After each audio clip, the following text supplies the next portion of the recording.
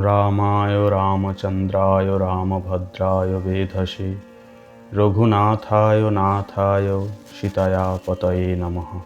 নমস্কার, সত্যমঙ্গল ইউটিউব চ্যানেলের সমস্ত দর্শক ও শ্রোতাবৃন্দদের জানাই পূর্ণ রামনবমী তিথির শুভেচ্ছা ও অভিনন্দন।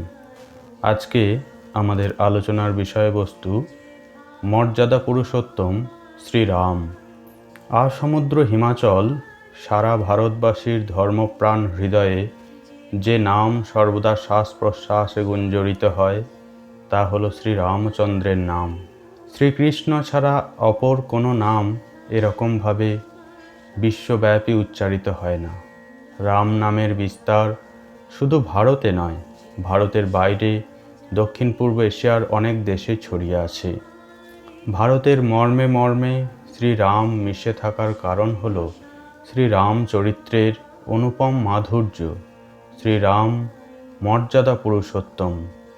রাবণবধ ছাড়াও শুধু পারিবারিক বন্ধন, সৌহার্দ্য আর মর্যাদা পুরুষোত্তম হওয়ার জন্য রাম অবতার সম্পূর্ণ। এত সহজ, এত সরল লীলা মাধুর্য আস্বাদন করে ভক্তেরা সরৈশ্বর্যপূর্ণ ভগবানকে স্মরণ মনন করতে পারবে বলেই শ্রীরামের অবতার গ্রহণ। জন্মাবধি শ্রীরামচন্দ্র দশরথের নয়নমণি। কৌশল্যা আর কৈকেয়ী ও সুমিত্রারও সমান আদরের দুলাল।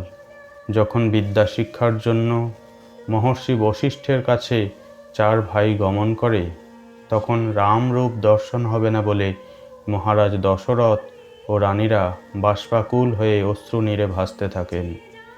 যখন মহর্ষি বিশ্বামিত্র রাম লক্ষ্মণকে নিতে এলেন, তখনও দশরথ রামকে ছাড়তে চাইছেন না, যেন রাম নিতান্তই অসহায় এক বালক।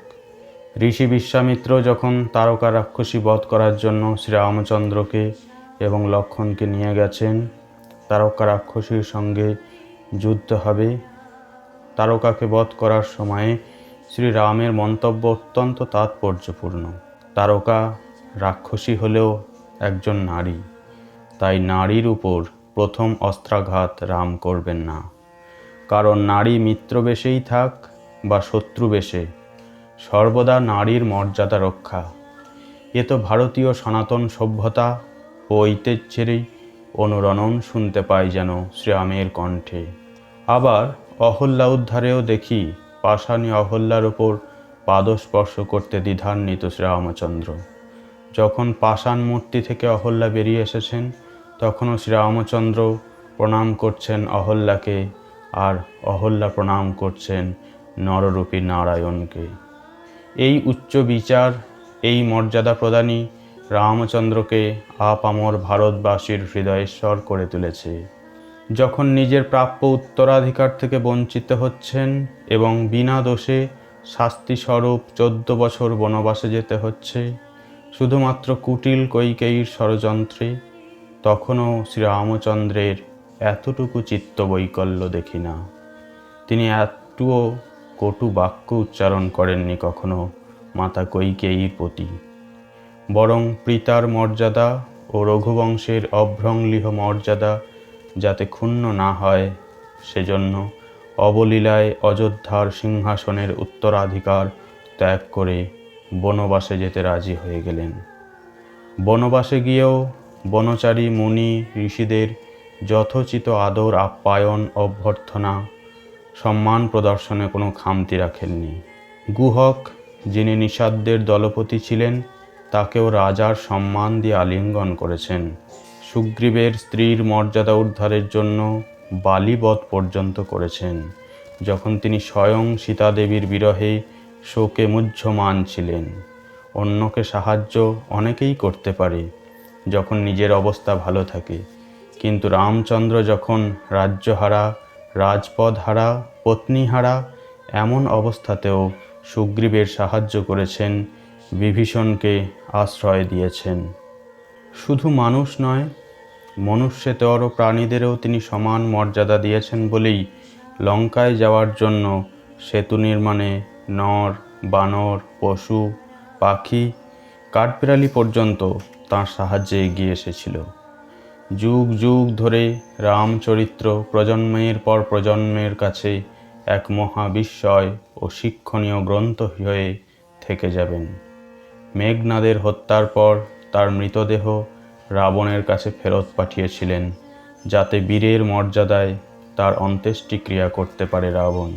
বিভীষণ পুত্র তরণী সেনকে বধ করতে শ্রীরাম সবচেয়ে কষ্ট পেয়েছেন। রাবণকে হত্যার আগে তিনি স্মরণ করেছেন যে রাবণের মতো জ্ঞানী পরাক্রমশালী বীরের পতন হলে লঙ্কার যে দুর্দশা হবে, তার ক্ষতিপূরণ কিভাবে হবে। তিনি রাবণকে মেরে লঙ্কার ধনৈশ্বর্য লাভ করতে চাননি লঙ্কার রাজা হতে, চেয়েছেন শুধু নিজের পত্নী সীতা দেবীকে সমর্যাদায় প্রতিষ্ঠিত করতে। রাজা হয়েও ব্যক্তি জীবনে সন্ন্যাসীর মতোই প্রায় সারাটা জীবনই কাটিয়ে দিয়েছেন। অত্যুজ্জ্বল ও আদর্শের মিনার তৈরি করেছেন আগামী প্রজন্মের জন্য। তাই তিনি আদর্শ পুত্র, আদর্শ ভ্রাতা, আদর্শ স্বামী, আদর্শ পিতা, আদর্শ রাজা। ভগবানের অনন্ত ঐশ্বর্য, অনন্ত রূপ, অনন্ত লীলাময় তিনি। মানুষের ক্ষমতা কি সামান্য বুদ্ধিতে তার ধারণা করবে? তাই স্বয়ং ভগবান নররূপে লীলা করে যান, যাতে মানুষ সহজেই তার লীলা অনুধ্যান করে জাগতিক বন্ধন ও পাপ থেকে মুক্ত হতে পারে। শ্রীনাথে জানকীনাথে অভেদ পরমাত্মনি তথাপি মম সর্বস্ব রাম কমললোচন।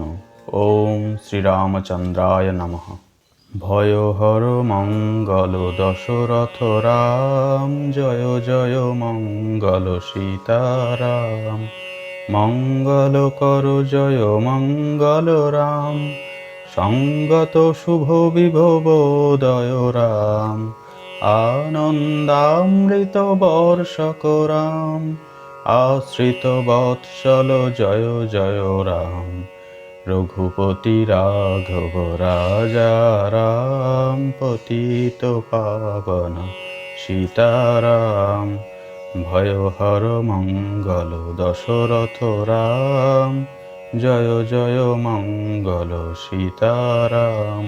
মঙ্গল কর জয় মঙ্গল রাম, সঙ্গত শুভ বিভব উদয় রাম। আনন্দামৃত বর্ষক রাম, আশ্রিত বৎসল জয় জয় রাম। রঘুপতি রাঘব রাজা রাম, পতিত পাবন সীতারাম। শ্রীরামচন্দ্রের কাছে সকলের মঙ্গল এবং কল্যাণ প্রার্থনা করি। নমস্কার।